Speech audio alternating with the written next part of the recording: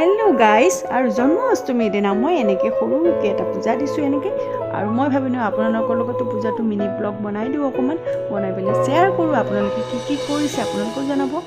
আৰু মই এনেকৈ জন্মাষ্টমীৰ দিনা মই এনেকৈ গধূলি এনেকৈ পূজা দিলোঁ আৰু দিনটো মই খোৱা নাছিলোঁ একো তাৰপিছত মই পূজা দি পেলাই অকণমান ভাত খালোঁ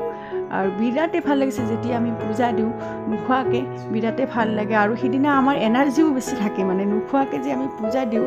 বহুত এনাৰ্জি থাকে আৰু পূজা দিয়াৰ পিছতো ইমান এনাৰ্জি পাওঁ ইমান ভাল লাগে মনটো ইমানেই ভাল লাগি থাকে তেতিয়া মানে ভোকেই নালাগে আমাৰ এনেকুৱা হৈ যায় আৰু মোৰতো এনেকৈ ৰাতিও ভোকেই নালাগে এনেকুৱা হৈ যায় পূজা দিয়াৰ পিছত আৰু পূজা দিয়াৰ পিছত প্ৰসাদ চসাদ খালোঁ খাই পেলাই তাৰপিছত মই ভাত খালোঁ আৰু বিৰাটেই ভাল লাগিছে আপোনালোকৰ নিশ্চয় জন্মাষ্টমী এনেকৈ কৰিছে আৰু মানে কি ক'ম মই সেইকাৰণে আপোনালোকক শ্বেয়াৰ কৰিলোঁ আৰু নিশ্চয় আপোনালোকক ভাল লাগিব আৰু গোপাল শ্ৰীকৃষ্ণ কি জয় হওক গোপাল শ্ৰীকৃষ্ণ।